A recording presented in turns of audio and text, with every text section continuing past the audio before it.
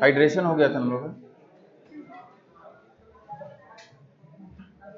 ठीक है। तीसरा पॉइंट मेरे ख्याल से था हाइड्रेशन, या चौथा पॉइंट।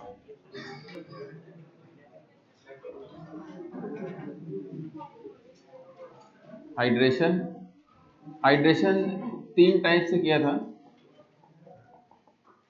ठीक है। कोई नाम बता दे और रिएजेंट बता दे बस, और फीचर्स। चलिए आपसे शुरू किया जाए, बताइए सबसे पहला हाइड्रेशन का तरीका क्या था। हाइड्रेशन मतलब HOH लगाना, किस तरीके से करेंगे।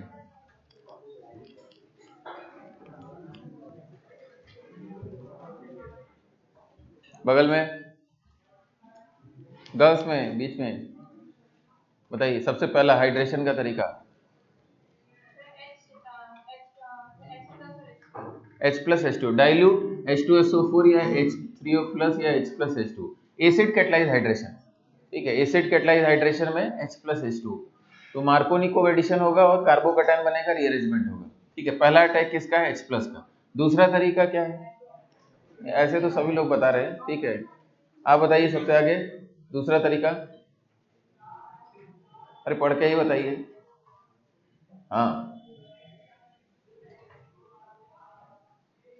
कॉपी में लिखे हैं, नहीं, बैठ जाइए। और ऑक्सीमर्क्यूरेशन डीमर्क्यूरेशन, ऑक्सीमर्क्यूरेशन डीमर्क्यूरेशन में क्या करेंगे, सबसे पहले मर्क्यूरिक एसिटेट, उसके बाद mercuric acetate solvent water understood रहेगा, नहीं तो दिया रहेगा, ठीक है। और सेकंड स्टेप में क्या था, NaBH4OH-, ठीक है, NaBH4OH-। तो यहाँ क्या था, Markovnikov coaddition without rearrangement, stereochemistry not defined. तीसरा तरीका आप ही बताइए, तीसरा तरीका हाइड्रोबोरेशन ऑक्सीडेशन, तो इसमें B2H6 THS H2O2 OH-, anti Markovnikov coaddition of H and OH, syn addition और रीअरेंजमेंट नहीं होता है। कम से कम इतना तो बता ही दीजिएगा, ठीक है। इसके बाद फिफ्थ देखा जाए, फिफ्थ रिएक्शन हम लोग का है ऑक्सीडेशन रिएक्शन, ऑक्सीडेशन। इसके अलावा 9 BBN का नाम भी लिया जाता है, SiA होल ट्वाइस BH का नाम लिया था, सब में BH बॉन्ड होता है और आप उसका इस्तेमाल करेंगे उसी तरीके से जैसे B2H6 का होता है, ठीक है। ऑक्सीडेशन में 3 तरीके से हम लोग ऑक्सीडेशन की बात करेंगे। पहला हो जाएगा by परऑक्सी acids, by परऑक्सी acids, परऑक्सी acids. तो यहाँ रिएक्शन क्या है पहले देखा जाए, जैसे यहाँ भी एक एग्जांपल ले लिया जाए हम लोग।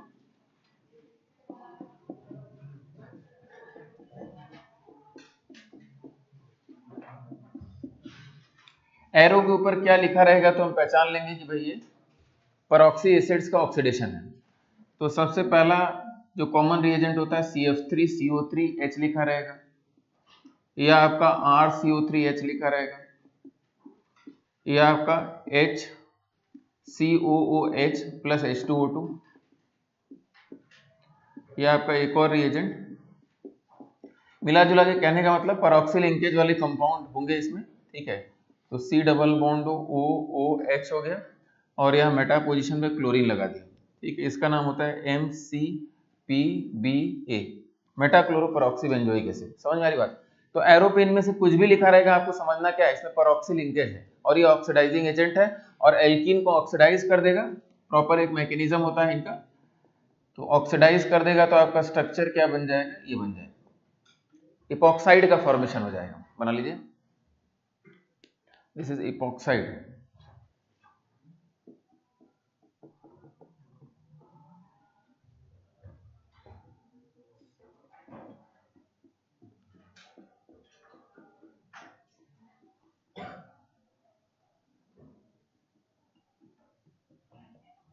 मेटाक्लोरोपरॉक्सी बेंजोइक एसिड।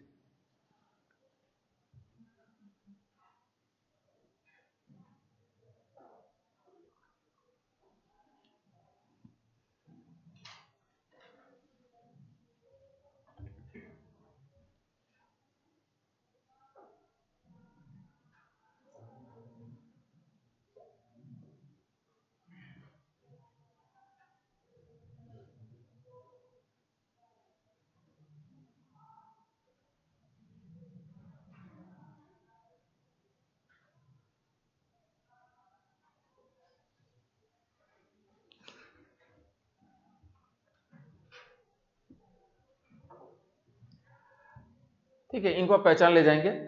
ठीक है, ये कंपाउंड्स आगे भी एक और एल्डिहाइड कीटोन में भी इनका रिएक्शन आता है। ठीक है, बेयर-विलिगर ऑक्सीडेशन नाम से। तो यही सेम रिएजेंट रहेंगे पेरोक्सी एसिड्स, तो वहां भी आपका ऑक्सीडेशन का काम करेंगे, लेकिन यहाँ एल्कीन पे ऑक्सीडेशन की बात अभी कर रहे हैं हम लोग। ठीक है, तो इपॉक्साइड का फॉर्मेशन हो गया।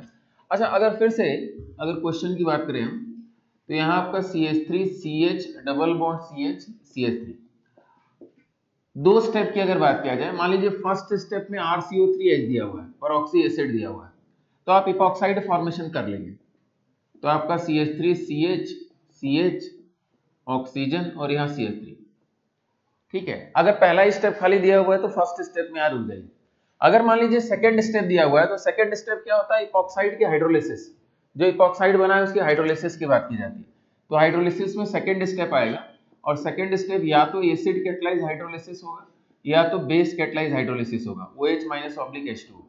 ये आपका हाइड्रोलिसिस का स्टेप है। भाई बातचीत नहीं करिए, क्लास से बाहर निकाल देंगे। ठीक है, हमने एक ही दो लोग से पूछा, अभी उधर पूछते तो कोई बताता नहीं।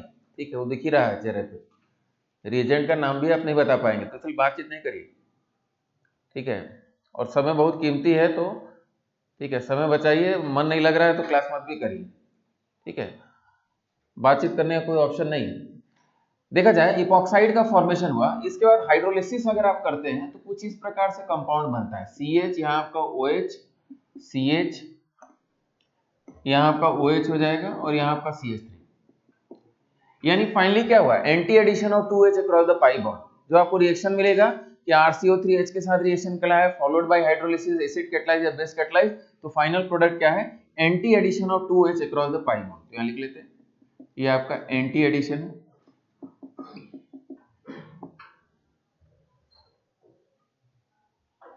एंटी एडिशन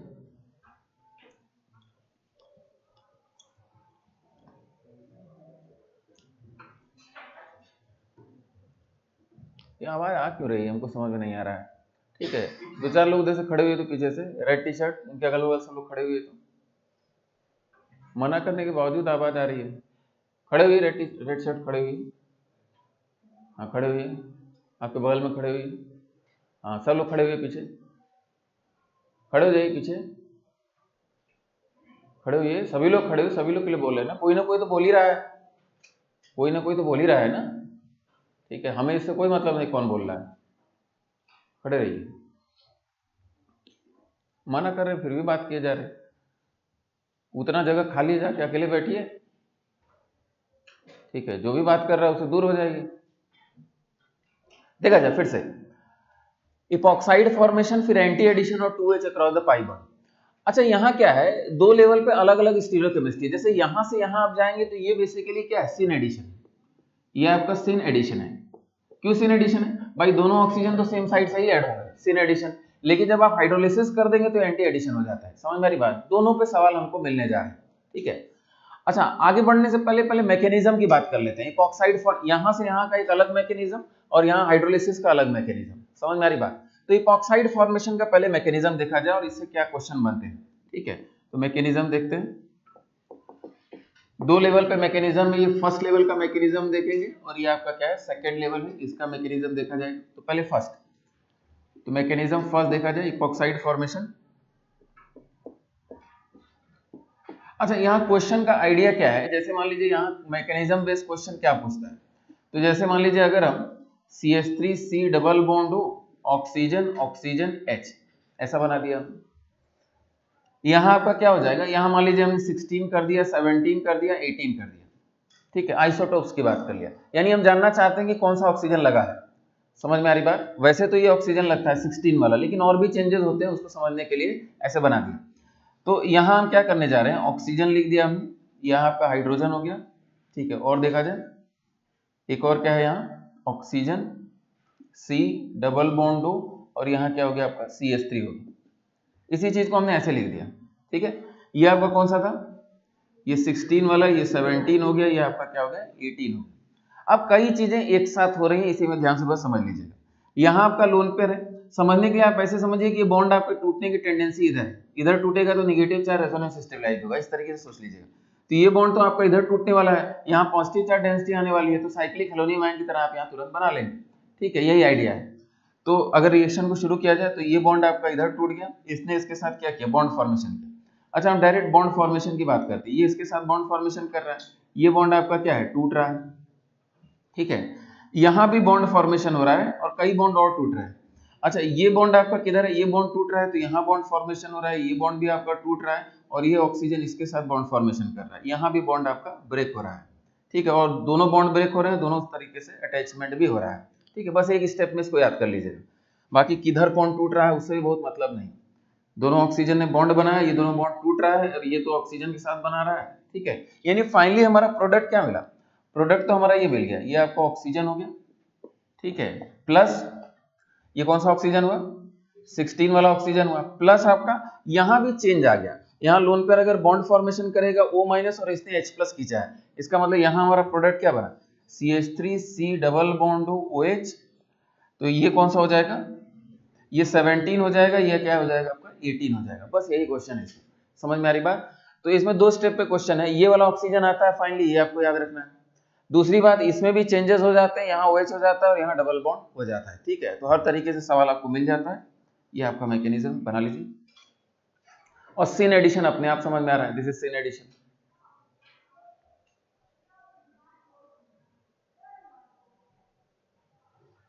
तीन चार लोग निकल के उधर बैठ जाइए, बाकी लोग बैठिए, सब लोग बैठ जाइए।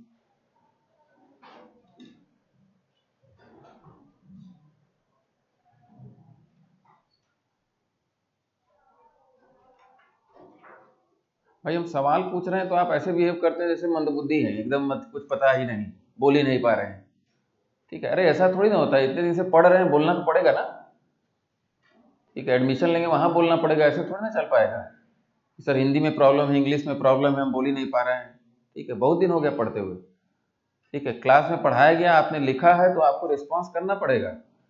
ठीक है, जब तक ये टेम्परामेंट नहीं आएगा कि हमको रिस्पॉन्स करना है तब तक कुछ नहीं होने वाला। ठीक है, ऐसे तो ऐसे ही 3-4 साल पास कर दीजिए आप लोग।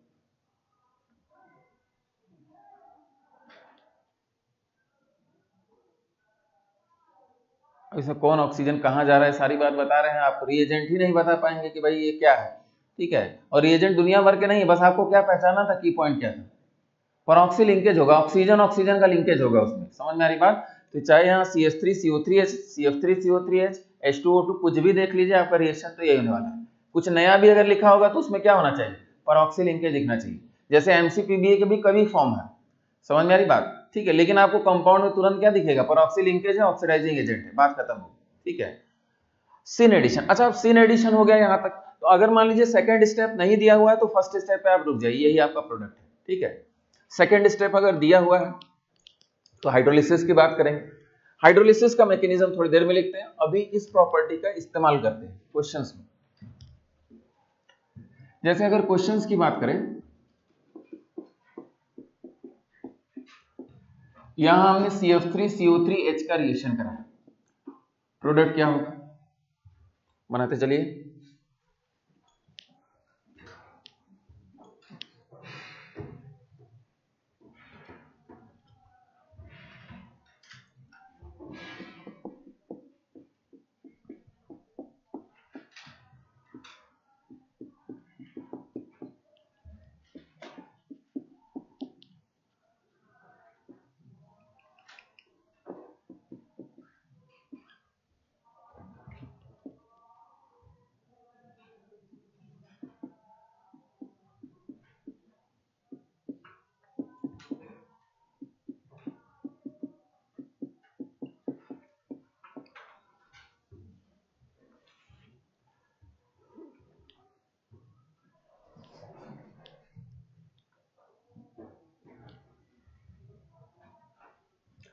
अच्छा, अब यहाँ एक चीज समझने की कोशिश करिएगा। पहले आपने प्रोडक्ट तो बना दिया, प्रोडक्ट आपका क्या है, इपॉक्साइड फॉर्मेशन है, इपॉक्साइड। लेकिन स्टीरियोकेमिस्ट्री की भी बात जरा सोच लिया जाए, यहाँ हाइब्रिडाइजेशन बेसिकली क्या हुआ है, sp3 हुआ है। तो ये सब एक प्लेन में थोड़ी है।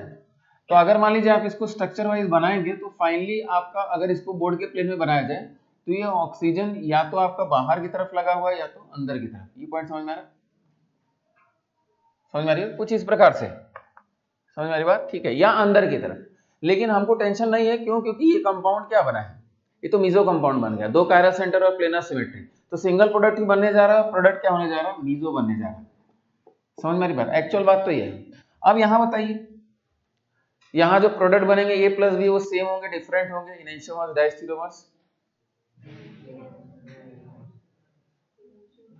इनैंशियोमर्स हो जाएंगे। लॉजिकली सोचिए, क्योंकि अनसिमेट्रिकल हो गया तो बाहर और अंदर करेंगे तो ये क्या हो जाएगा, इनैंशियोमर्स हो जाएंगे। ठीक है, तो क्वेश्चन अपने आप में थोड़ा मुश्किल दिखता है लेकिन काफी आसान होता है। ठीक है, आपने यहाँ ऑक्सीजन बना दिया, एक ये स्ट्रक्चर हो गया, प्लस आपका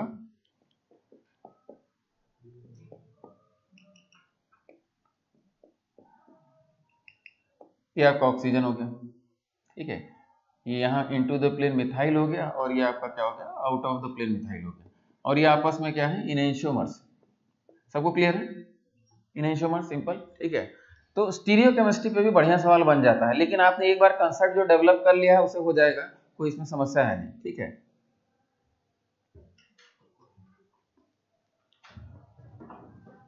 यहाँ बताइए, यहाँ डाइस्टीरियोमर्स हो जाएगा, यहाँ डाइस्टीरियोमर्स लिखने की जरूरत है नहीं। ठीक है, एक कायरल सेंटर इसमें फिक्स है तो डाइस्टीरियोमर्स बन गया। अच्छा, और क्या सवाल पूछने का तरीका हो सकता है, जैसे मान लीजिए अगर हम यहाँ आपका डबल बॉन्ड और इसका CF3CO3H के साथ रिएक्शन करा है, CF3CO3H, तो अगर मान लीजिए एक्सेस में दिया हुआ है या 2 इक्विवेलेंट लिखा हुआ है तो हम यहाँ भी इपॉक्साइड बना देंगे, यहाँ भी इपॉक्साइड बना देंगे, दोनों जगह बना देंगे। लेकिन अगर लिमिटेड अमाउंट में दिया हुआ है, 1 इक्विवेलेंट दिया हुआ है, तो 1 इक्विवेलेंट दिया हुआ है तब किसी एक जगह रिएक्शन कराना पड़ेगा। कहाँ कराएंगे? नीचे वाले पे कराएंगे। क्यों कराएंगे? लेस हिंडर्ड साइड है, इसलिए कराएंगे क्योंकि आप लोग पढ़ते लिखते एकदम नहीं। ठीक है, पढ़ते लिखते एकदम नहीं है। हमने बताया था कि स्टेरिक हिंड्रेंस का फैक्टर यहाँ है ही नहीं, एक ही फैक्टर क्या है, इलेक्ट्रॉन डेंसिटी का फैक्टर। जहां इलेक्ट्रॉन डेंसिटी ज्यादा वो ज्यादा रिएक्टिव होगा, याद आ रहा है? ठीक है, केवल इलेक्ट्रॉन डेंसिटी के फैक्टर की बात करेंगे, हाइड्रोजनेशन नहीं है कि आप यहाँ पे रिएक्शन की बात कर रहे हैं, यहाँ पे। समझ में आ रही बात? तो एक ही लाइन थी क्या, कि जहां इलेक्ट्रॉन डेंसिटी ज्यादा है वहां आप रिएक्शन कराएंगे, तो आपका प्रोडक्ट क्या हो जाएगा। ठीक है, एक लाइन जब बताया था तो उसको याद रखिए भाई, जहां इलेक्ट्रॉन डेंसिटी ज्यादा है वहां रिएक्शन होगा, मोर इलेक्ट्रॉन डेंसिटी। यहाँ क्या है, more electron density, more electron density. ठीक है, तो ये तो इनिशियल इपॉक्साइड फॉर्मेशन का क्वेश्चन हुआ, इपॉक्साइड बना उस पर क्वेश्चन हो गया। लेकिन जनरली आपको हाइड्रोलिसिस भी साथ साथ देता है, हाइड्रोलिसिस हुआ, समझ में आ रही बात? तो हाइड्रोलिसिस हुआ तो उसकी बात कर लेते हैं। अच्छा, एक दो सवाल और स्टीरियोकेमिस्ट्री के देखते हैं, और कुछ अच्छे सवाल। तो जैसे कार्बन डबल बॉन्ड कार्बन, यहाँ आपका CH3HH और अगेन CF3CO3H, प्रोडक्ट बनाइए।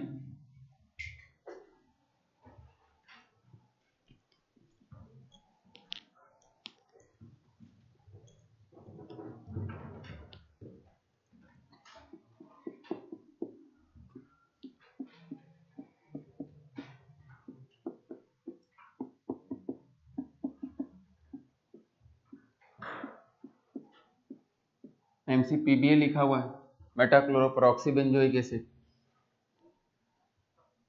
तो ये आपका कंपाउंड क्या है, ट्रांस कंपाउंड, ये आपका सिस कंपाउंड। प्रोडक्ट क्या बनेगा, बनाइए अपने, कोशिश करिए।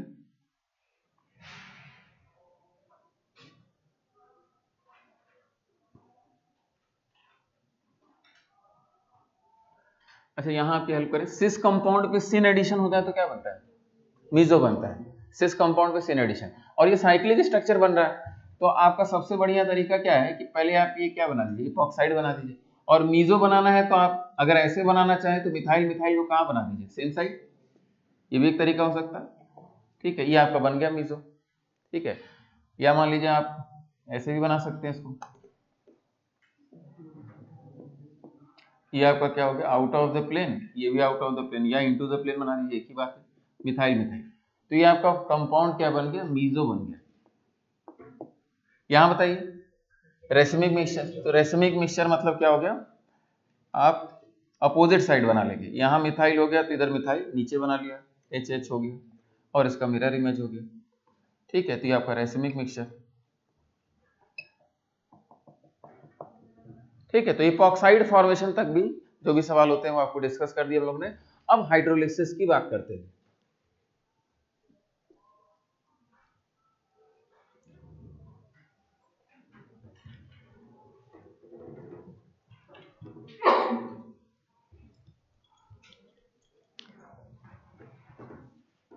हाइड्रोलिसिस देखा था,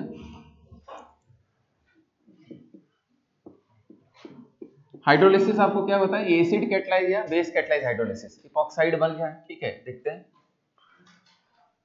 अच्छा एक अनसिमेट्रिकल स्ट्रक्चर लिया जाए तो यहां से समझा जाए, तो आपका CH3 CH double bond CH2, इसका रिएक्शन हमने करा है CF3 CO3H के साथ और इपॉक्साइड फॉर्मेशन हो गया, ठीक है। तो CH3 CH CH2 ऑक्सीजन। अब इसका एसिड कैटलाइज हाइड्रोलिसिस या बेस कैटलाइज, तो फर्स्ट स्टेप में हम लोग लिखते हैं H+H2 acid catalysed, acid catalysed, acid catalyse hydrolysis, ठीक है। एसिड कैटलाइज हाइड्रोलिसिस में क्या है, आपने इसको सेकेंड स्टेप में रिएक्शन कराया किसके साथ, H+H2 के साथ। तो सबसे पहला काम क्या होगा, सबसे पहला काम इस लोन पेयर को H+ प्रोटोनेट करेगा, H+ इसको प्रोटोनेट कर देगा, ठीक। काफी आसान है, हम लोग ने कंसेप्ट पहले भी सीख रखा है। तो CH3 CH, अच्छा इसमें डिफरेंशिएट करने के लिए, ठीक है, मान लीजिए H2O O18 कर दिया जाए, ठीक है, फिर देखा जाए क्या होता है। तो अब यहाँ क्या होने जा रहा है, CH, यहाँ आपका CH2, यहाँ आपका OH+, और हमने एक बात बताया था आपको कि अगर आप 3 साइडेड साइकिल पे पॉजिटिव चार्ज देखें तो ये बॉन्ड टूट रहा है और यहाँ डेल्टा प्लस चार्ज डेवलप होना शुरू हो चुका है, ठीक है। इसका मतलब अब H2O अटैक करने जा रहा है, ठीक है, H2O अटैक करने जा रहा है और मोर सब्स्टिट्यूटेड साइड पे SN2 मैनर में अटैक करेगा। तो मोर सब्स्टिट्यूटेड साइड तो आपका यही, ठीक है, और इस पे क्या किया, इसने बैक साइड अप्रोच किया और ये बॉन्ड आपका इधर टूट गया, क्लियर है, काफी आसान। तो आपका CH3 CH, यहाँ आपका OH2+ हुआ, ये आपका 18 और ये आपका CH2OH, एंटी एडिशन हो गया, ये पॉइंट क्लियर हो गया। जैसे ये O18 होता तो ये किनारे चला जाता, ठीक है, और यहाँ से H+ वगैरह हटा लेते हैं, एक स्टेप कम कर लेते हैं, यानी एंटी एडिशन हो गया, क्लियर है बात, ठीक है। तो एसिड कैटलाइज में पहले क्या होता है, ऑक्सीजन के लोन पेयर का प्रोटोनेशन होता है इपॉक्साइड में, तब न्यूक्लियोफाइल अटैक कहाँ करता है, मोर सब्स्टिट्यूटेड साइड, बस इतना याद रखना है, ठीक है। तो अटैक्स मोर सब्स्टिट्यूटेड साइड, अटैक्स मोर सब्स्टिट्यूटेड साइड, और ये बैक साइड SN2 अप्रोच ही है, जैसा हम लोग ने साइक्लिक हेलोनियम आयन में पढ़ा था।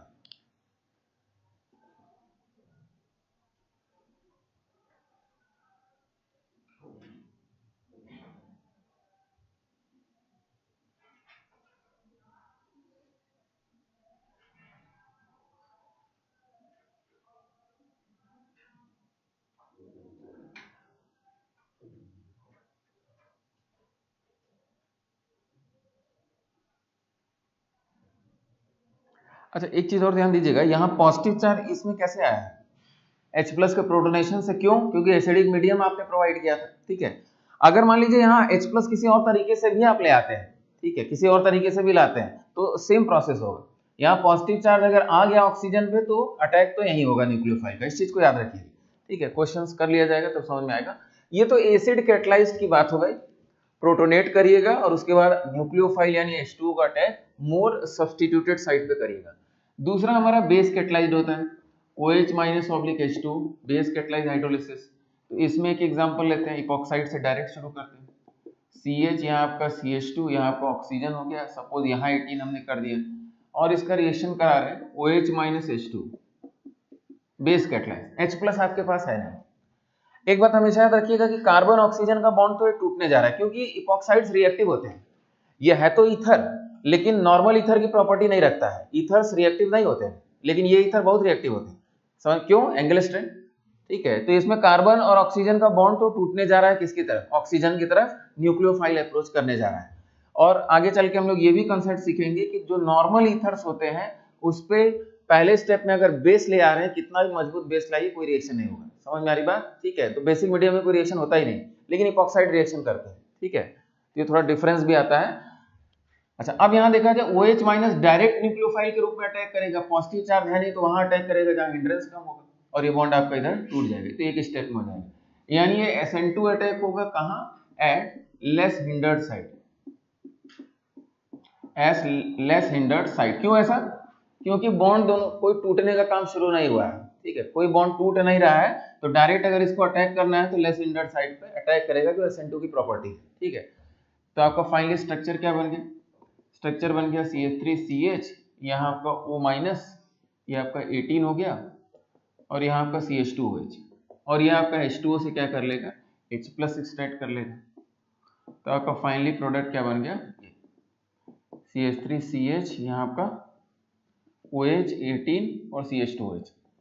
सबको समझ में आ गया कि अगर उस ऑक्सीजन पे आपको पॉजिटिव चार्ज नहीं दिख रहा है जो कि बेस कैटालाइज रिएक्शन में होगा, बेसिक मीडियम में होगा, तो न्यूक्लियोफाइल अगर पहले ही स्टेप में अप्रोच कर रहा है तो क्या होगा, लेस हिंडर्ड साइड पे SN2 मैनर में अटैक करेगा, कार्बन ऑक्सीजन बॉन्ड ऑक्सीजन की तरफ टूटेगा।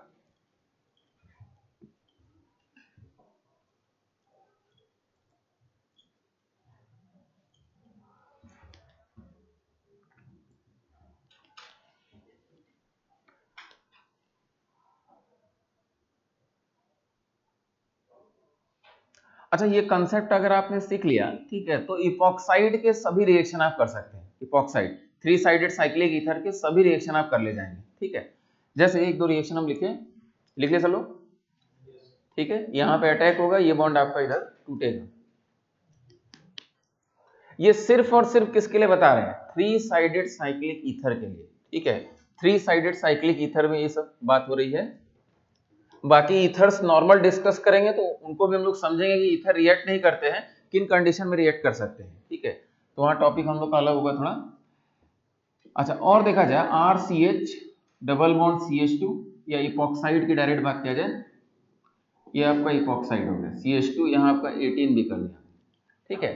इसके वेरियस रिएक्शंस अगर हम लिखें, जैसे मान लीजिए हमने फर्स्ट स्टेप में LiAlH4 से रिएक्शन कराया, और सेकंड स्टेप हमारा एसिडिफिकेशन का है। सेकंड स्टेप अगर हम नहीं भी लिखते हैं तो अंडरस्टूड स्टेप रहता है सेकंड स्टेप, ठीक है।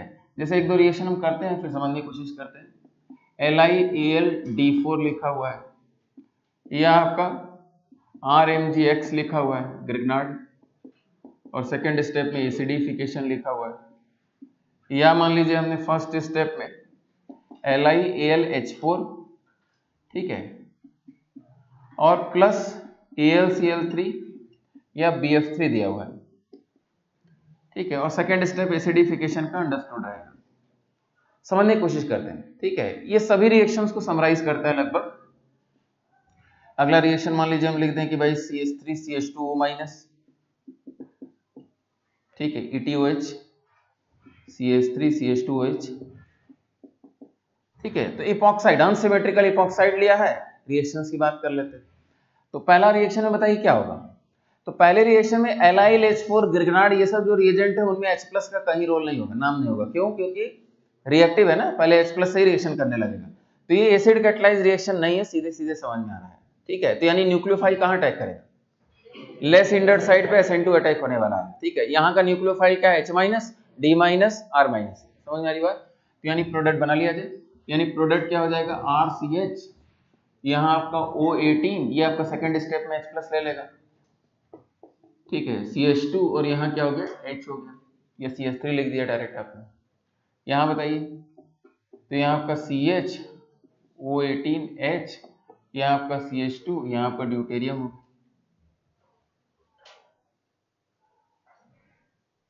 ठीक है भाई। बहुत घुमा के क्वेश्चन पूछे जाते हैं, ठीक है। जैसे मान लीजिए हमने आपको ये प्रोडक्ट दे दिया, ठीक है, या ये प्रोडक्ट दे दिया, और पूछ रहे हैं कि भाई रिएक्टेंट क्या रहा है, ये क्या रहा होगा, ए क्या रहा होगा, 4 ऑप्शन दे दिए उसमें। समझ में आ रही बात। तो आपको समझना पड़ेगा कि भाई यहाँ O18 किधर गया है, ये एसिड कैटालाइज्ड रिएक्शन है कि बेस कैटालाइज्ड रिएक्शन, उस हिसाब से आप सोचेंगे। समझ में आ रही बात, ठीक है। तो अच्छा क्वेश्चन इस पे बनता है, ठीक है। तो इसको समझिए और ठीक है बढ़िया से इसको आइडिया करने की कोशिश करिए। ग्रिग्नार्ड को अटैक करना है तो डायरेक्ट RMgX को अटैक करना पड़ेगा, ये एसिड कैटालाइज्ड रिएक्शन है, डायरेक्ट यहाँ अटैक करेगा, बॉन्ड इधर टूटेगा। क्लियर है। तो आपका क्या बन गया, RCH, यहाँ O18H, और CH2, यहाँ आपका R, या मान लीजिए इसको R डैश कर लिया जाए डिफरेंशिएट करने के लिए, अच्छा, LiAlH4, ये तो बात क्लियर है कि LiAlH4 में एसिड कैटलाइज रिएक्शन नहीं हो सकता, लेकिन लोग लुईस एसिड ऐड कर देते हैं, H+ ना ऐड करके लुईस एसिड ऐड कर देते हैं। ठीक है, तो यहाँ अगेन लुईस एसिड AlCl3 का काम क्या होगा? तो AlCl3 का काम क्या होगा, इसको अगर हम यहाँ अलग से लिखें, ठीक है, तो आपका RCH CH2, ठीक है, यहाँ आपका ऑक्सीजन, सपोज आपने BF3 ऐड किया तो ये आपका BF3 हो जाएगा, यहाँ माइनस यहाँ प्लस।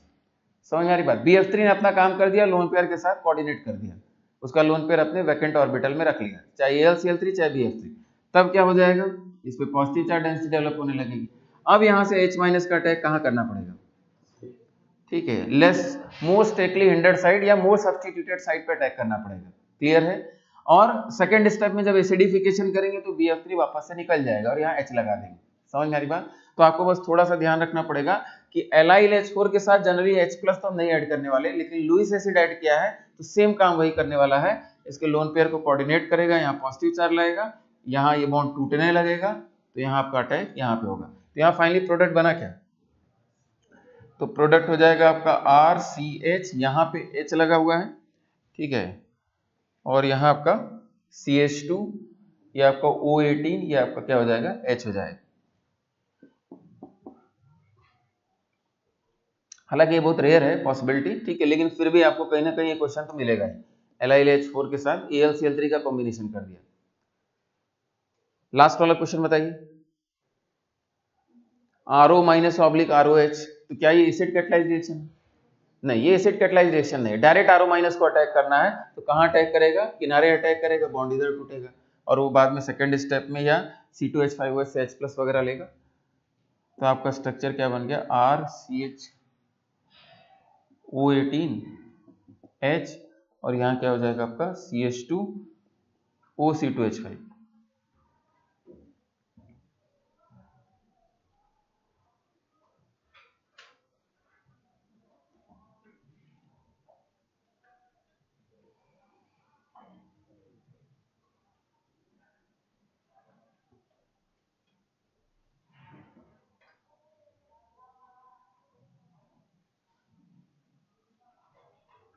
क्लियर है? ठीक है, तो यानी एक ही लाइन से इपॉक्साइड का जितना भी रिएक्शन है वो कंप्लीट हो गया। ठीक है, इपॉक्साइड चाहे सिमेट्रिकल हो, सिमेट्रिकल है तो कोई टेंशन ही नहीं, ठीक है, जैसे भी करिए, लेकिन अनसिमेट्रिकल है तो आपको सोचना पड़ेगा, ठीक है, कि O18 किधर जाएगा या किधर क्या किया जाए।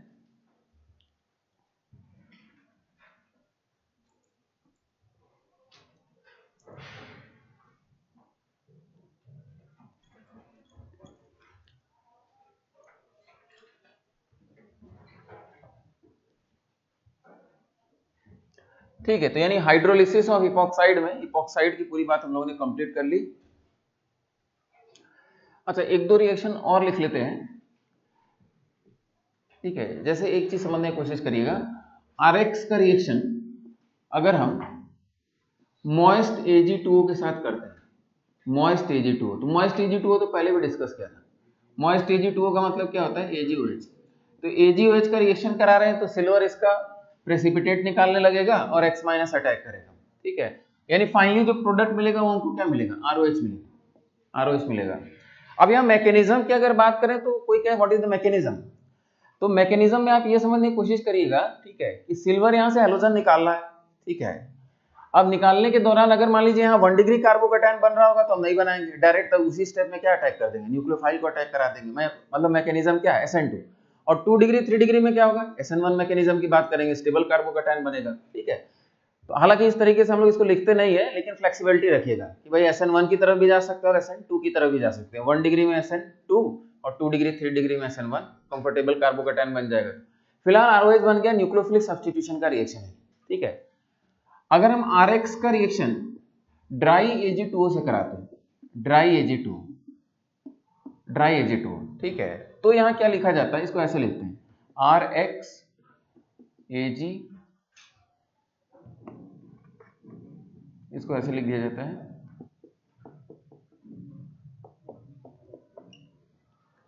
ठीक है, ड्राई Ag2O।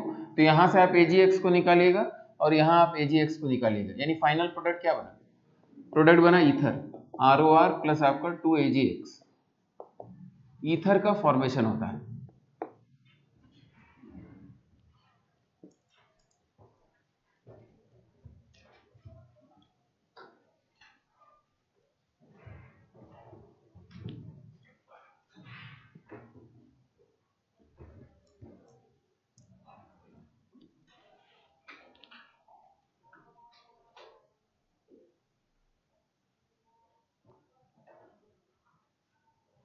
ठीक है, Ag2 जहां जाएगा उसकी सारी बातें एक जगह लिख लिया जाए। एक जगह हो रहा है कब, Ag2 RCH double bond CHR।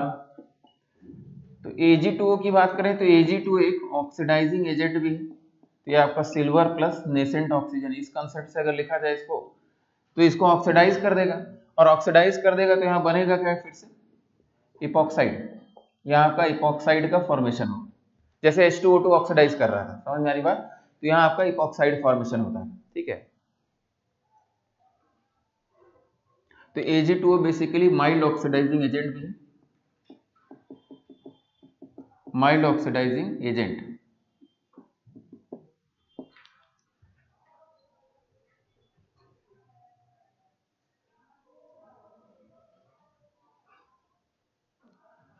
ठीक है, माइल्ड ऑक्सीडाइजिंग एजेंट की प्रॉपर्टी और कहाँ इसकी इस्तेमाल होगी, एक तो एल्कीन पे लिखा हुआ तो इपॉक्साइड फॉर्मेशन कर दिया, ओजोनोलिसिस में आएगा, ओजोनोलिसिस में ओजोनाइड को ऑक्सीडाइज करेंगे, ठीक है, तो वहां Ag2O आपको मिलेगा, और कहीं कहीं टॉलेंस रिएजेंट का ये रिप्रेजेंटेशन देखने को मिलेगा, Ag2O मतलब टॉलेंस रिएजेंट भी समझ लिया जाता है। ठीक है, तो वहां भी टॉलेंस रिएजेंट का भी काम क्या होता है, ऑक्सीडाइजिंग एजेंट, समझ में आ रही बात, तो Ag2O as an oxidising agent मिलेगा आपको, बाकी ये दोनों रिएक्शन आप इसको याद कर लीजिए। ठीक है, तो यहाँ इपॉक्साइड ईथर और अल्कोहल का फॉर्मेशन हुआ है। ठीक है,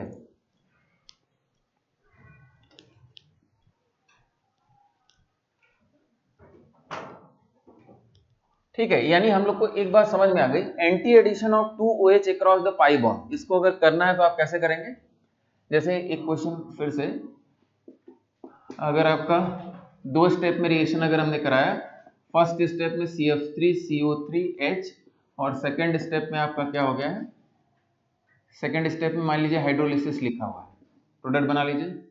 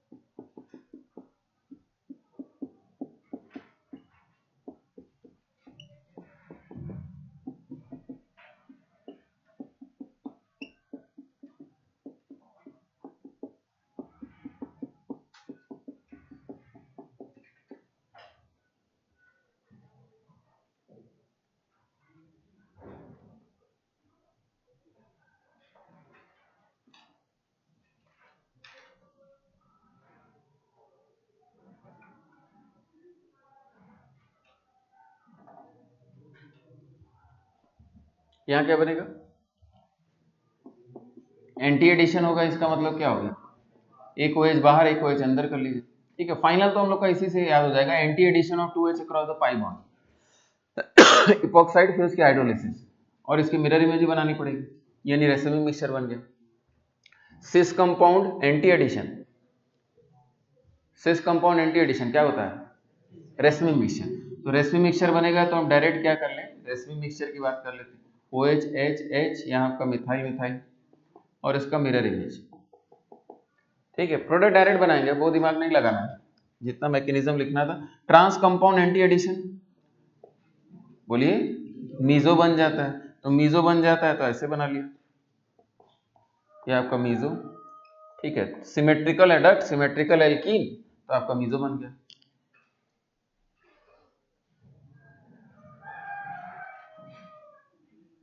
क्लियर है, तो इन क्वेश्चन से ये रिएजेंट आपको याद भी रहेगा। ठीक है, ज्यादातर कॉमन क्वेश्चन तो यही है इसके, ये कॉमन क्वेश्चन है। ठीक है, 2OH अगर आपको 1-2 पोजीशन पे लगाना है और एंटी फॉर्म में लगाना है तो ये आपके पास बढ़िया रिएजेंट है। ठीक है, तो ऑक्सीडेशन में पहला रिएक्शन हम लोग का हो गया। ठीक है, परऑक्सी एसिड से ऑक्सीडेशन और उसकी हाइड्रोलिसिस भी हम लोग ने देख लिया।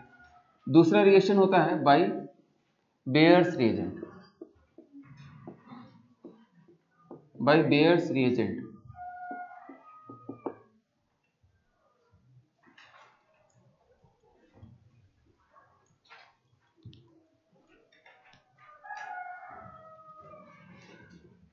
बेयर्स रिएजेंट क्या है, cold dilute alkaline KMnO4, cold dilute alkaline KMnO4, ये बेयर्स रिएजेंट है। जनरली क्वेश्चन क्या ऊपर आपको कोल्ड KMnO4 लिख देगा तो आप समझ जाएंगे, कोल्ड जरूर होना चाहिए उसमें, समझ में आ रही बात। तो कोल्ड KMnO4 या कोल्ड डाइल्यूट KMnO4 ऐसा जरूर से लिखा रहेगा, ठीक है। नहीं तो KMnO4 के बाकी सभी फॉर्मेट क्या होते हैं, स्ट्रॉन्ग ऑक्सीडाइजिंग एजेंट होते हैं, ठीक है। हमको क्या चाहिए, एकदम माइल्ड ऑक्सीडाइजिंग कंडीशन चाहिए, तो उसके लिए बेयर्स रिएजेंट की बात की जाती है, ठीक है। तो कोल्ड डाइल्यूट एल्कलाइन KMnO4, इसका कलर क्या होता है, पर्पल या कहीं कहीं पिंक कलर लिखा रहता है, पर्पल कलर, ठीक है। ऑक्सीडेशन स्टेट इसकी क्या है, +7। कलर का कारण क्या है, cause of colour, cause of colour क्या है, चार्ज ट्रांसफर, ठीक है। Ligand metal charge transfer, ligand metal charge transfer ये कलर का कारण है, क्योंकि D0 कॉन्फ़िगरेशन है फिर भी कलर्ड है, ठीक है। तो लिगेंड मेटल चार्ज ट्रांसफर। अच्छा यहाँ क्या है, फिर से अगर रिएक्शन देखा जाए, यानी अच्छा रिजल्ट क्या होता है ये देखा जाए, रिजल्ट तो syn addition of 2OH across pi bond,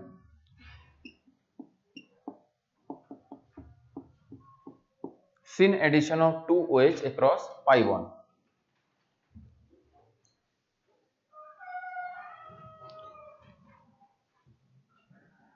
sin addition of 2OH across the pi bond।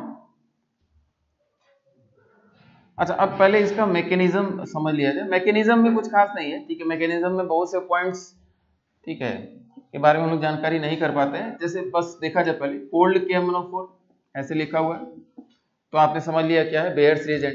इसका कलर क्या है, पर्पल कलर है, और रिएक्शन के बाद ये क्या हो जाएगा, MnO2 में कन्वर्ट होता है, which is black brown solid, ठीक है। तो कलर में चेंज आता है, और कलर में चेंज आ गया मतलब टेस्ट ऑफ अनसैचुरेशन होगा। अभी लिखते हैं इसको। अच्छा इसमें सबसे पहले काम क्या किया जाए, MnO4- का अगर अप्रोच देखा जाए तो Mn double bond O minus double bond O और यहाँ डबल बॉन्ड O, इसने इसको अप्रोच किया, ठीक है। सबसे आसान क्या है समझने के लिए, कौन बॉन्ड किधर टूटा है उससे बढ़िया है, ये आप क्या करिए, डबल बॉन्ड O यहाँ आपका O माइनस, ठीक है। कोई बहुत चक्कर में नहीं पड़ना है कि डबल बॉन्ड की बात करें कि इसको अप्रोच कराएं, क्या करें। वैसे तो रेजोनेंस हाइब्रिड से रिएक्शन होता है, हर जगह निगेटिव चार्ज है, समझ में आ रही बात। तो कोई बहुत कंफ्यूजन नहीं पालना है, ठीक है। बॉन्ड मान लीजिए आपने इसको इधर तोड़ा, इसको इधर तोड़ा, तो यहाँ क्या जाएगा, पॉजिटिव, यहाँ निगेटिव बॉन्ड फॉर्मेशन करने लगे। सबसे बढ़िया क्या है, ये बॉन्ड टूट रहा है, यहाँ भी बॉन्ड टूट रहा है, यहाँ बॉन्ड फॉर्मेशन हो रहा है, ये बॉन्ड फॉर्मेशन और यहाँ भी बॉन्ड फॉर्मेशन हो गया, डायरेक्ट लिख लेंगे, ठीक है। आपका स्ट्रक्चर बना क्या, CH2 oxygen Mn double bond O minus, ठीक है। अब इसकी हाइड्रोलिसिस होगी, ठीक है। वाटर है ही है, हाइड्रोलिसिस है, होगी, ये टूट जाएगा, ठीक है। ये स्टेबल कंपाउंड्स नहीं है, ये टूट जाएंगे, ठीक है। तो टूटने का प्रोसेस क्या होगा, यहां अगर बात करें, ये आपका क्या करेगा, ब्रेक कर जाएगा। तो ब्रेक करने के लिए हम यहां से इसको ब्रेक कर देंगे। हाइड्रोलिसिस का जो नॉर्मल तरीका होता है वो क्या होता है कि हम बॉन्ड्स को ब्रेक करते हैं और H और OH लगा देते हैं। ध्यान समझिएगा इस बात, यहाँ H लगा दिया, यहाँ OH लगा दिया, यहाँ H लगा दिया, यहाँ OH लगा दिया, ठीक है। लेकिन यहाँ जो कंपाउंड बनता है वो स्टेबल नहीं होता है, वो फर्दर टूट जाता है, ठीक है, डिस्प्रोपोर्शनेट कर जाता है। तो उस रिएक्शंस में हम लोग नहीं पढ़ेंगे, ठीक है। फाइनली हमको ये समझना है कि यहाँ OH और OH लग जाएगा, यहाँ H लग गया, H लग गया, वाटर के दोनों कंपोनेंट ऐड हो जाएंगे, और फाइनली यहाँ बॉन्ड फॉर्मेशन करके हम यहाँ से क्या निकालेंगे, MnO2 निकालेंगे, ठीक है। लेकिन ठीक है, आगे चल के अगर जनरल मैकेनिज्म लिखा जाता है बॉन्ड ब्रेकेज का हाइड्रोलिसिस में, तो यहाँ H, यहाँ OH, यहाँ H, यहाँ OH लगाना होता है, ठीक है। लेकिन यहाँ हमको जो प्रोडक्ट मिल रहा है उसके अनुसार अगर लिखा जाए तो हमको फाइनली मिला क्या, हमको मिला CH2 OH OH। Syn addition की प्रॉपर्टी समझ में आ गई, और ऑक्सीजन किसका है ये भी समझ में आ गया, किसका है, MnO4 माइनस का ऑक्सीजन, ठीक है, और प्लस आपका MnO2, ठीक है। ये आपका black brown solid, black brown solid,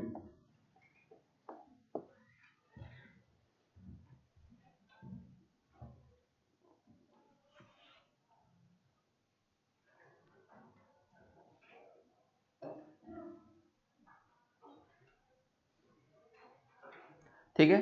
तो KMnO4 से रिएक्शन कराया आपने, cold dilute alkaline KMnO4, syn addition of 2H across the pi bond,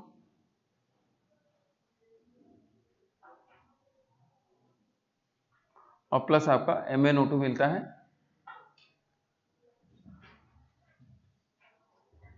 purple colour is decolorized,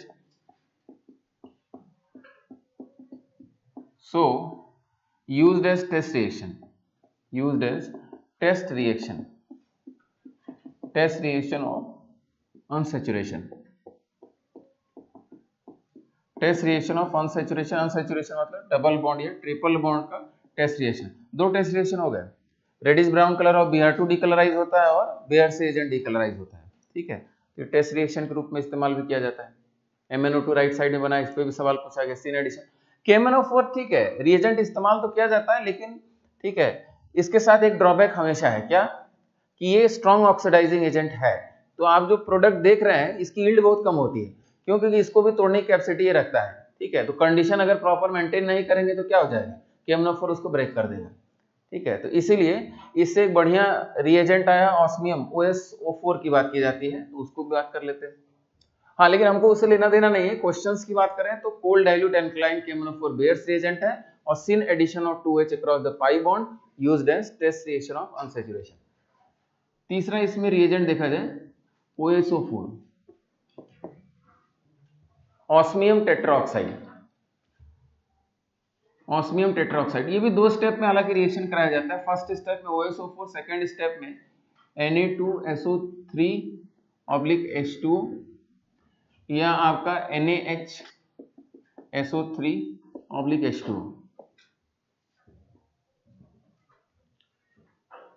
ठीक है। लेकिन इस चीज को समझिएगा, सेकंड स्टेप नहीं भी दिया रहेगा, इसमें हाइड्रोलिसिस कर दिया जाता है, ठीक है। OSO4 के साथ ऐसा कॉम्प्लेक्स बना के हम छोड़ेंगे नहीं, उसकी हाइड्रोलिसिस कर देंगे। तो प्रोडक्ट तो हमारा यहाँ भी सिन एडिशन ऑफ 2H होता है। लिख लेते हैं पहले, syn addition of 2OH across the pi bond,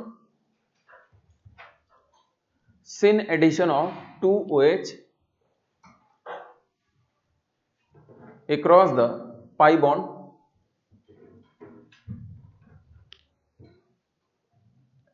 देखा जाए, यहां भी थोड़ा सा मैकेनिज्म का आइडिया किया जाए। इसका आप OSO4 से रिएक्शन करा रहे हैं, ऑस्मियम टेट्राऑक्साइड। यहाँ इसका ऑक्सीडेशन स्टेट क्या है, +8 ऑक्सीडेशन स्टेट है। अप्रोच डायरेक्ट कराया जाए तो OS डबल बॉन्ड हो, डायरेक्ट बॉन्ड बना दे अगर आप समझ रहे तो। यहाँ आपका क्या हो जाएगा, CH2 ऑक्सीजन और डबल बॉन्ड हो, डबल बॉन्ड, ठीक है। ये ब्रेक कर जाएगा, हाइड्रोलिसिस कर जाएगा, ठीक है। इसको ऑस्मिक ईस्टर बोला जाता है, ऑस्मिक ईस्टर। तो ये अनस्टेबल कंपाउंड्स होते हैं, टूट जाएंगे, ठीक है। तो वाटर है ही आपके पास, ये टूट जाएगा, ठीक है। तो अगर सेकंड स्टेप लिखा जरूर है लेकिन नहीं लिखता है जनरली, आप समझ जाएंगे कि भाई इसको ब्रेक करना है, सिन एडिशन ऑफ 2H करना है। इपॉक्साइड में ही समस्या होती है। इपॉक्साइड में फर्स्ट स्टेप भी दिया हुआ है तो वहीं तक छोड़ दीजिए, नहीं तो हाइड्रोलिसिस दिया हुआ है तो उसको ब्रेक करिए, एंटी एडिशन ऑफ 2H करिए। अब इसमें यहां जब आप इसकी हाइड्रोलिसिस करते हैं, H2O हाइड्रोलिसिस, तो यहां करना क्या है, आप यहां प्रॉपर यहां बॉन्ड ब्रेक करेंगे और जैसे आप हाइड्रोलिसिस लिखते हैं, यहां आपका H, यहां आपका OH, यहां H, यहां OH, इस प्रकार से लिखेंगे। क्योंकि जो हमको कंपाउंड मिलेगा यहाँ वो मिलेगा CH2OH, यहाँ भी आपका CH2OH प्लस आपका यहाँ क्या मिलने जा रहा है, एक OH हो गया, डबल बॉन्ड हो, डबल बॉन्ड। इसको ऑस्मिक एसिड बोला जाता है, ऑस्मिक एसिड। तो एक ऑक्सीडेशन स्टेट का भी सवाल लोग पूछते हैं, यहाँ ऑक्सीडेशन स्टेट प्लस है और यहाँ क्या हो गया, +6 ऑक्सीडेशन स्टेट हो गया। ऑस्मियम के ऑक्सीडेशन स्टेट में चेंज क्या हुआ या कहां से कहां गया, तो इस पे भी एक सवाल पूछा जाता है।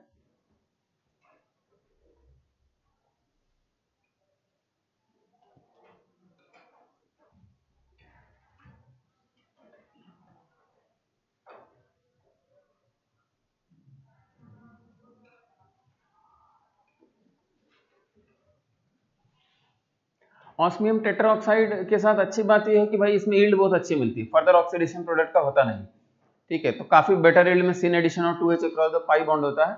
और खराब बात यह है कि ऑस्मियम टेट्राऑक्साइड टॉक्सिक होता है, ठीक है। तो टॉक्सिक होता है इसलिए लेबोरेटरी यूज करना इसका मुश्किल है। और भी चीजें ऐड किया जाता है, पिरिडीन ऐड करके इसको स्टेबलाइज वगैरह करते हैं, ठीक है। तो उस हम लोग को जानने की जरूरत नहीं। Syn addition of 2H across the pi bond, इसके दो रिएजेंट है, क्या बेयर्स रिएजेंट और ऑस्मियम टेट्राऑक्साइड, और एंटी एडिशन के लिए RCO3H फॉलोड बाय हाइड्रोलिसिस। ठीक है, तो इसी से आपका काम चल जाएगा।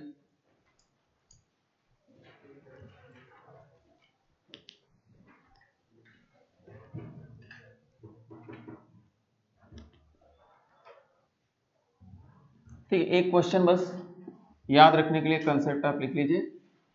जैसे यहाँ आप रिएक्शन कराए इसके साथ, ठीक है, या तो आपका कोल्ड KMnO4 लिखा हुआ है, कोल्ड डाइल्यूट KMnO4, या आपका OSO4 लिखा हुआ है, प्रोडक्ट बना लीजिए। सिस कंपाउंड, ट्रांस कंपाउंड, सारी प्रॉपर्टी वही रहेगी। ठीक है, तो सब हम लोग नहीं लिख रहे हैं।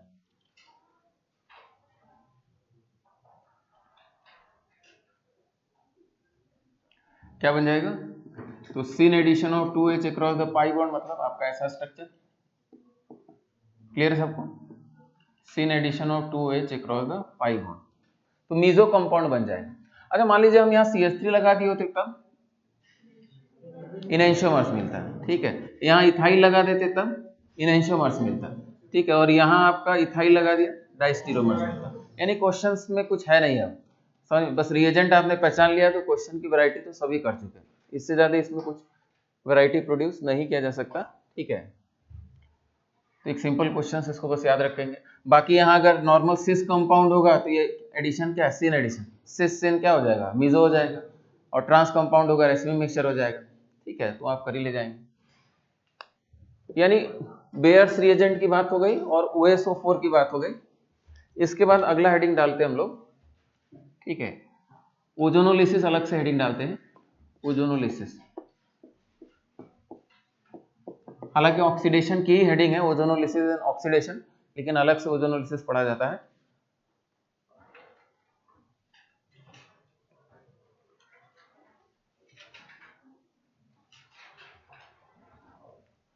देखा जाए ओजोनोलिसिस मतलब ओजोन के साथ रिएक्शन है। ठीक है, देखा जाए क्या रिएक्शन है, तो एक एग्जांपल से इसको समझते हैं।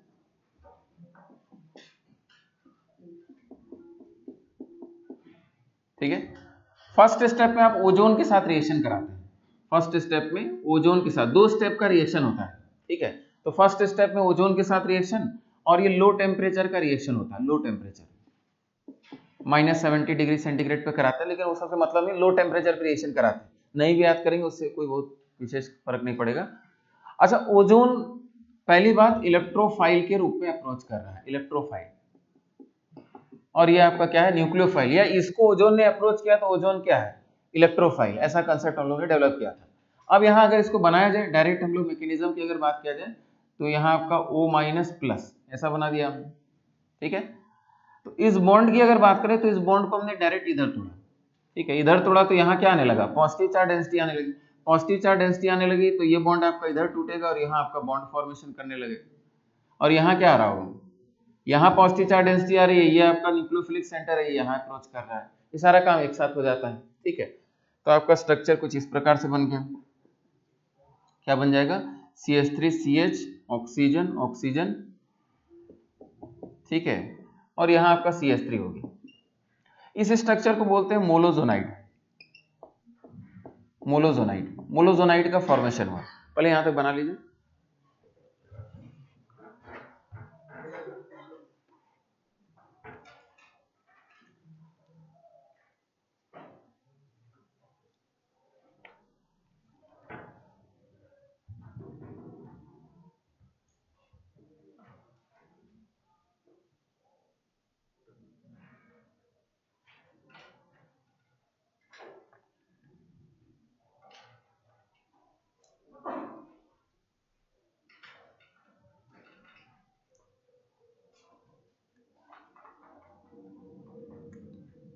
जैसे क्वेश्चन बनाने वाले यहीं पे क्वेश्चन बनाने लगते हैं कि भाई इसमें कितने मोलोजोनाइड बनेंगे, हाउ मेनी मोलोजोनाइड्स आर फॉर्म्ड।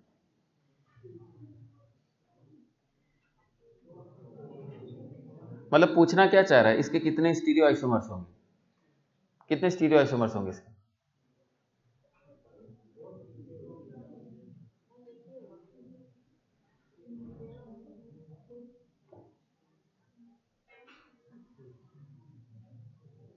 इसके कितने स्टीरियो आइसोमर्स होंगे?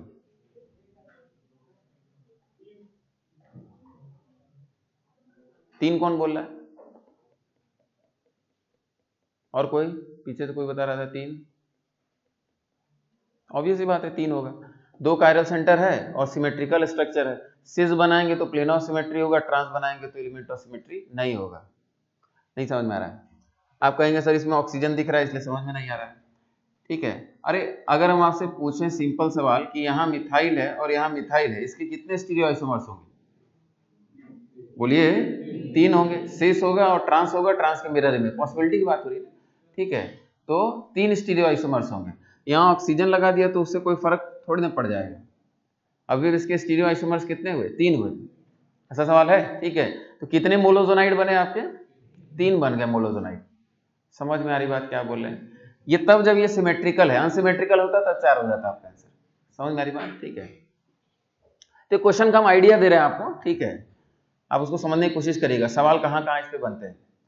बाकी इसके बाद अगर देखा जाए तो मोलोजोनाइड अनस्टेबल होता है। ठीक है, ये फर्दर रीअरेंज करता है। तो कैसे रीअरेंज करता है देखा जाए तो अगर बॉन्ड की बात करें तो इस बॉन्ड को, ठीक है, हम इधर ब्रेक करेंगे और इस बॉन्ड को इधर ब्रेक करेंगे, देखेंगे क्या रिजल्ट हुआ हमारे पास। समझ में आ रही बात? तो यहाँ तो निगेटिव आ जाएगा और यहाँ क्या आ जाएगा? पॉजिटिव आ गया। इनके बीच बॉन्ड बना लेंगे, इनके बीच बना लिया जाएगा बॉन्ड। देखा जाए क्या स्ट्रक्चर बना, और उसको हम एक स्पेसिफिक तरीके से अगर लिख दें तो CH3 C डबल बॉन्ड हो, यहाँ आपका क्या है? H है, और यहाँ हमने लिख दिया CH ऑक्सीजन, यहाँ आपका पॉजिटिव चार्ज है ऑक्सीजन, और यहाँ आपका निगेटिव चार्ज, और यहाँ आपका मिथाइल। समझ में आ रही बात क्या किया हमने? इसको इधर तोड़ दिया, इसको इधर तोड़ दिया, यहाँ निगेटिव आ गया, यहाँ क्या आ गया? पॉजिटिव आ गया। यहाँ निगेटिव पॉजिटिव में बॉन्ड भी बना दिया हमने। ठीक है, आपका स्ट्रक्चर ये बन गया। ठीक, और इसी स्ट्रक्चर को हमने नीचे करके लिख दिया, OO और फिर माइनस नीचे करके लिख दिया। ठीक है, ठीक है। अच्छा, अब क्या है, ये निगेटिव चार्ज अब इस पे अप्रोच करेगा, यहाँ बॉन्ड फॉर्मेशन करेगा, ये इधर टूट जाएगा और ये आपका इसके साथ बॉन्ड फॉर्मेशन कर लेगा। ठीक है, तो आपका स्ट्रक्चर फाइनली क्या बन गया? स्ट्रक्चर आपका बन गया CH3 CH oxygen CH CH3, और बताइए ऑक्सीजन ऑक्सीजन, और ये बन, ये आपका फाइनल स्ट्रक्चर क्या बना? ओजोनाइड। This is ozonide. ठीक है, ये आपका फर्स्ट स्टेप कंप्लीट हो गया। तो अगर किसी एल्कीन को आप O3 के साथ रिएक्शन कराते हैं तो पहले क्या बनता है? मोलोजोनाइड, और फिर वो रीअरेंज करके ओजोनाइड बनाता है, और ओजोनाइड पे रिएक्शन रुक गया। समझ में आ रही बात? ठीक है, तो फर्स्ट स्टेप आपका रिएक्शन का कंप्लीट हो गया, ओजोनाइड फॉर्मेशन हो गया। कितने ओजोनाइड बने हैं? अरे अब तो सही बताइए। 3 बनेगा। ये भी वही चीज है, ये भी वही चीज है, 3 ओजोनाइड का फॉर्मेशन हुआ है। ठीक है, 2 कायरल सेंटर सिस ट्रांस बनाएंगे। ठीक है, सिस में प्लेन ऑफ सिमेट्री मिल जाएगी, तो 3 ओजोनाइड का फॉर्मेशन हुआ है।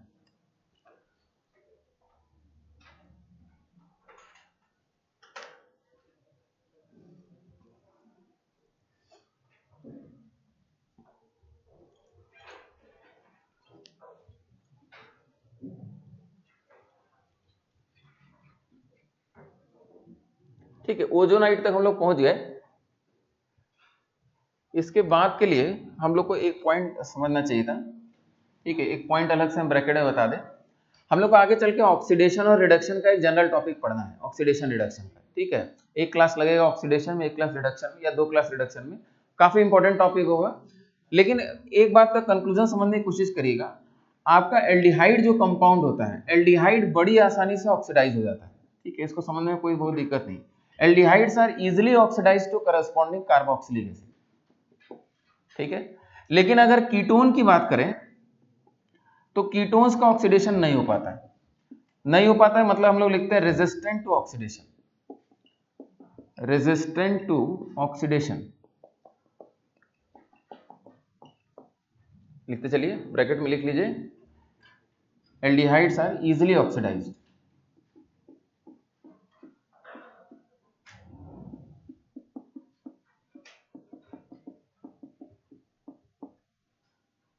और कीटोन्स ऑक्सीडाइज नहीं होते, रेजिस्टेंट टू ऑक्सीडेशन।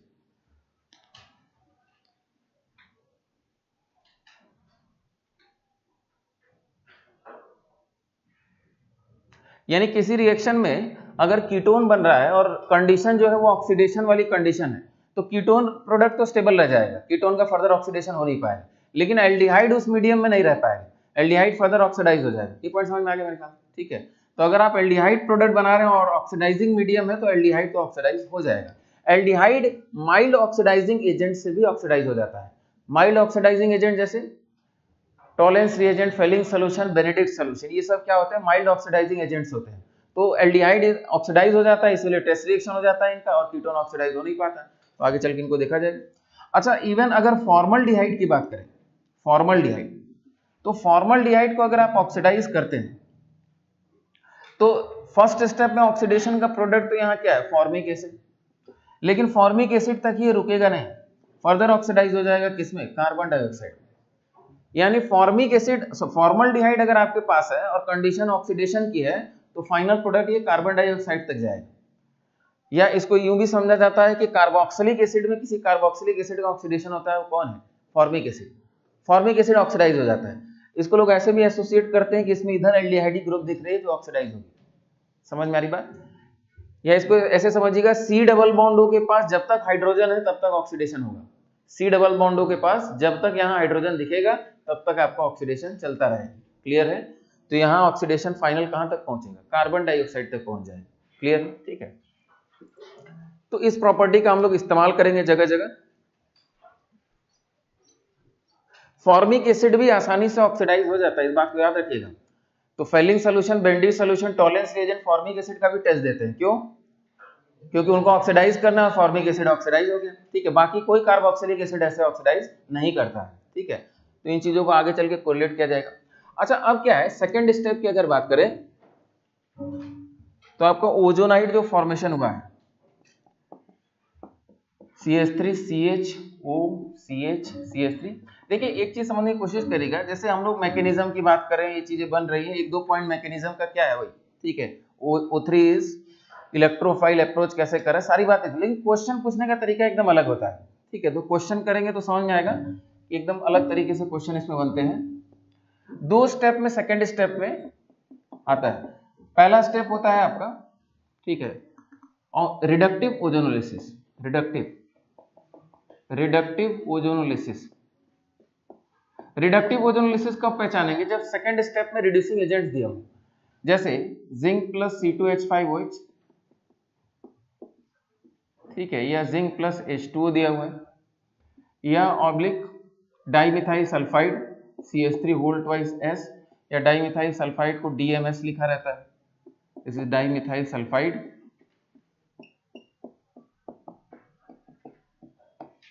तो ये आपकी क्या होती है? रिडक्टिव ओजोनोलिसिस होती है।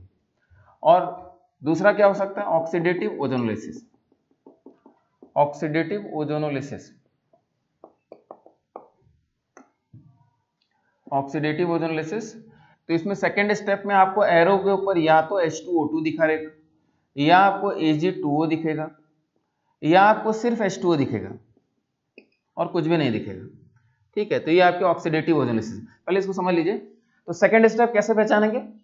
सेकंड स्टेप में अगर कोई इलेक्ट्रोपॉजिटिव मेटल दिख रहा है आपको, ठीक है, मोस्ट कॉमन क्या है? जिंक है, या डाइमिथाइल सल्फाइड रिड्यूसिंग एजेंट होता है। ठीक है, डाइमिथाइल सल्फाइड दिख जाए या मेटल दिख जाए तो वो क्या है? Reductive ozonolysis.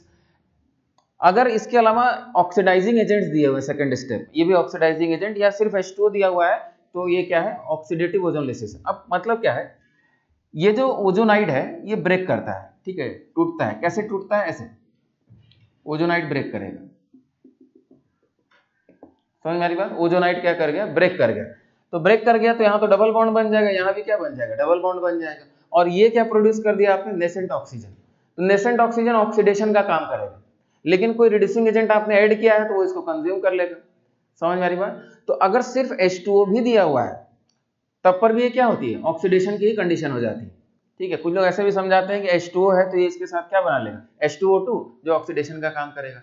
तो सिर्फ H2O भी है तब पर भी ये क्या है? ऑक्सीडेटिव ओजोनोलिसिस है। और ज्यादातर क्वेश्चन में H2O देके पूछता है।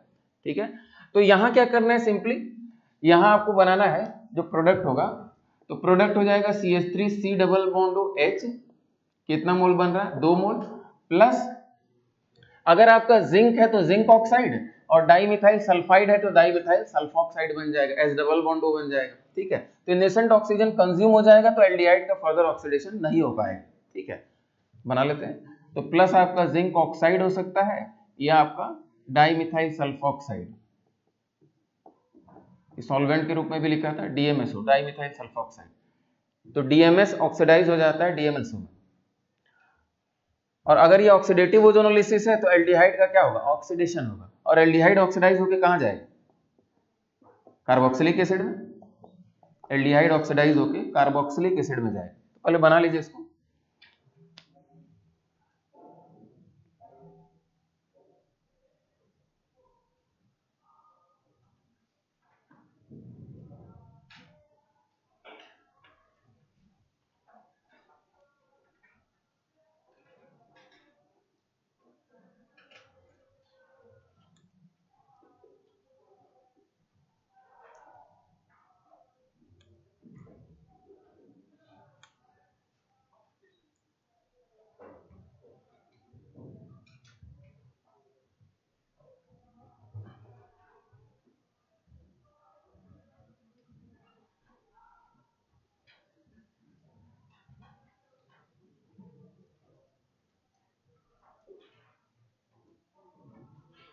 ठीक है, तो मैकेनिज्म से सारी बातें समझा हम लोग ने, ठीक है। क्वेश्चन लेकिन अच्छे बनते हैं, क्वेश्चन करने का अप्रोच भी अलग होता है, काफी आसान होता है, ठीक है। तो फर्स्ट स्टेप में तो पहचानना ही बड़ी बात है कि पहचान लिया ऑक्सीडेटिव ओजोनोलिसिस या रिडक्टिव ओजोनोलिसिस। अच्छा, अगर जनरलाइज करना होता तो रिडक्टिव ओजोनोलिसिस का जनरल प्रोडक्ट क्या होता है, तो प्रोडक्ट यहाँ एल्डिहाइड प्लस ऑब्लिक कीटोन, इसके कॉम्बिनेशन में आपको प्रोडक्ट मिलेंगे, एल्डिहाइड या कीटोन, समझ में आ रही बात। और यहाँ एल्डिहाइड मिल नहीं पाएगा, एल्डिहाइड ऑक्सीडाइज हो जाएगा, तो यहाँ प्रोडक्ट क्या होगा, कार्बोक्सिलिक एसिड, कार्बोक्सिलिक एसिड और या कीटोन, या दोनों का कॉम्बिनेशन। वो डिपेंड करेगा कैसा एल्कीन, कीटोन दोनों में ही होगा, कुछ नहीं होने वाला कीटोन का, कीटोन ऑक्सीडाइज नहीं होता है further.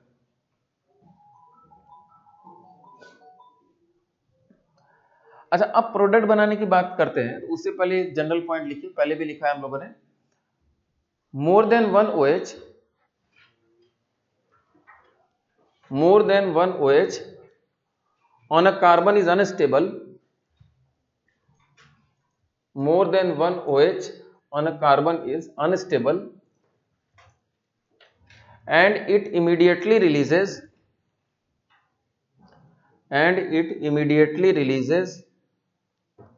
one or two molecules of H2O, and it immediately releases one or two molecules of H2O.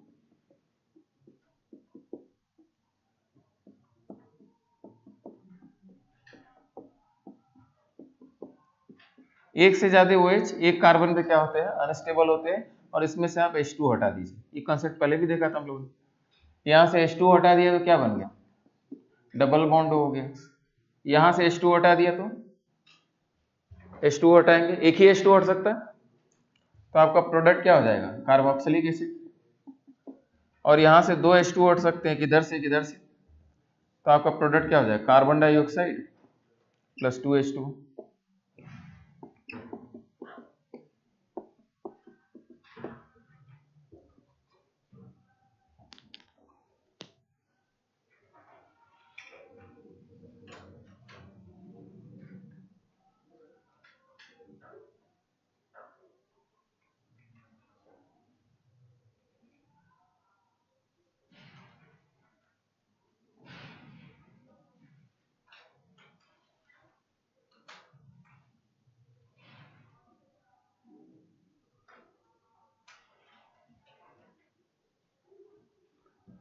ठीक है, H2 कैसे हटा रहे समझ में आ रहा है। यहाँ पर क्या है, H2 आपने हटा दिया, यहाँ डबल बॉन्ड आ जाएगा, उसी प्रकार से दो H2 हटा दीजिए, कार्बन डाइऑक्साइड। लेकिन इसमें भी कुछ जगहों पे ऐसा हम लोग नहीं करते हैं, एक्सेप्ट, इसके एक्सेप्शंस क्या है। तो सबसे पहला exception chloral hydrate, chloral hydrate, chloral hydrate. अच्छा, क्लोरल हाइड्रेट को इस तरीके से समझने की कोशिश करिएगा। जैसे यहाँ आपका Cl हो गया, Cl C डबल बॉन्ड हो H, ठीक है। इसको थोड़ा अलग तरीके से समझते हैं।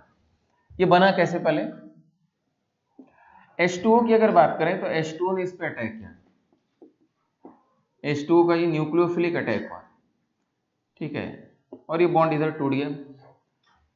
तो आपका फाइनली बनेगा क्या, यहाँ आपका Cl कार्बन, अच्छा यहाँ क्या हुआ O- और यहाँ क्या हुआ OH2+, यही हुआ ना, OH2+ और यहाँ H हो गया, और H+ यहाँ से यहाँ दे दिया हमने, ठीक है। तो यानी फाइनली यहाँ क्या लिख सकते हैं, OH और OH लिख सकते हैं, ठीक है। लेकिन हमको पता है कि एक कार्बन पे 2 H क्या होते हैं, अनस्टेबल होते हैं। एक्वस मीडियम में एल्डिहाइड कीटोन का रिएक्शन चलता रहता है, ठीक है, अटैक कर रहा है, लेकिन क्या है, इक्विलिब्रियम फॉरवर्ड डायरेक्शन में नहीं जाता, वो बैकवर्ड डायरेक्शन में आ जाता है, तुरंत H2 वहां से क्या होता है, निकल जाता है। लेकिन इस केस में क्या होगा, इस केस में इंट्रामोलिकुलर हाइड्रोजन बॉन्डिंग से स्टेबलाइज हो जाता है, तो इक्विलिब्रियम क्या होता है, फॉरवर्ड डायरेक्शन में शिफ्ट हो जाता है। समझ में आ रही बात, ठीक है। तो ये इक्विलिब्रियम फॉरवर्ड डायरेक्शन में शिफ्टेड हो जाता है। तो इस कंपाउंड का नाम तो क्या है, ये CCl3CHO के फॉर्म में आपको मिलेगा, and it is called as chloral, और ये आपका क्या है, क्लोरल हाइड्रेट, क्लोरल हाइड्रेट।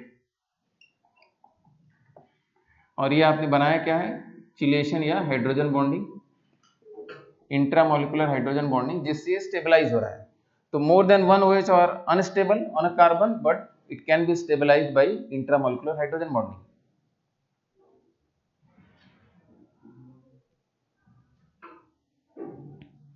तो कोई आपसे पूछे कि एक कार्बन पे एक से ज्यादा OH कब स्टेबल होते हैं, तो एक एग्जांपल आपके पास होना चाहिए, क्लोरल हाइड्रेट। या इसको पूछने का एक और तरीका कि क्लोरल का रिएक्शन H2O से करा रहे हैं, इक्विलिब्रियम किधर शिफ्टेड होगा, फॉरवर्ड डायरेक्शन में शिफ्टेड होता है। ये भी एक तरीका होता है पूछने का, ठीक है। एक दो एग्जांपल और है, नेक्स्ट क्लास में लिखा जाएगा। क्लोरल का और कोई इस्तेमाल किसी को पता है, क्लोरल से और क्या बनाते हैं, DDT बनाते हैं, बिल्कुल सही बात है। क्लोरल का रिएक्शन हम कराते हैं किसके साथ, DDT होता क्या है, डाइक्लोरो डाइफेनाइल ट्राइक्लोरो इथेन। DDT किससे रिएक्शन कराएंगे, क्लोरल का रिएक्शन हम कराएंगे क्लोरोबेंजीन से, ठीक है। तो नेक्स्ट क्लास में रिएक्शन लिख देंगे, ठीक है, इसको नेक्स्ट क्लास में देखा जाएगा। तो ये आपका DDT बनाने में भी काम आता है, नेक्स्ट क्लास में यहाँ से देखा जाएगा।